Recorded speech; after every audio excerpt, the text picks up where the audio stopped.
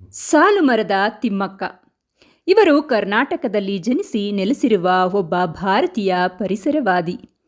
ತಮಗೆ ಮಕ್ಕಳಿಲ್ಲದ ಕಾರಣಕ್ಕೆ ರಸ್ತೆಯ ಬದಿಗಳಲ್ಲಿ ಆಲದ ಸಸಿಗಳನ್ನು ನೆಟ್ಟು ಅವುಗಳನ್ನೇ ಮಕ್ಕಳಂತೆ ಭಾವಿಸಿ ಬೆಳೆಸಿದಾಕೆ.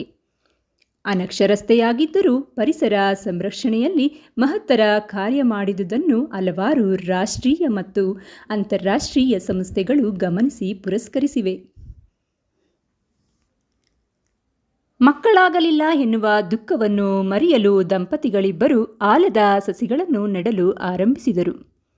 ಕುಡೂರು ಮತ್ತು ಉಲಿಕಲ್ ನಡುವಿನ ಹೆದ್ದಾರಿಯ ಪಕ್ಕದಲ್ಲಿ 385 ಸಸಿಗಳನ್ನು ನೆಟ್ಟು ಅವುಗಳಿಗೆ ನಿತ್ಯ 4 ಕಿಲೋಮೀಟರ್ಗಳಷ್ಟು ದೂರದಿಂದ ನೀರು ತಂದು ಹಾಕುತ್ತಿದ್ದರು.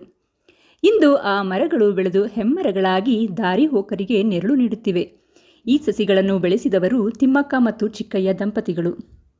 ಇವರ ಪರಿಸರ ಕಾಳಜಿಗೆ ಹಲವಾರು ಪ್ರಶಸ್ತಿಗಳು ಅರಸಿ ಬಂದಿವೆ.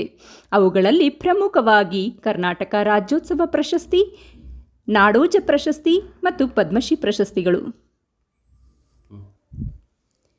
ಇಂತಹ ಮಹನೀಯರ ಪರಿಸರ ಪ್ರೇಮವನ್ನು ನಮ್ಮದಾಗಿಸಿಕೊಳ್ಳೋಣ ಹಾಗೂ ಇವರ ಆತ್ಮಕ್ಕೆ ಶಾಂತಿ ಸಿಗಲಿ ಎಂದು ದೇವರಲ್ಲಿ ಪ್ರಾರ್ಥಿಸೋಣ.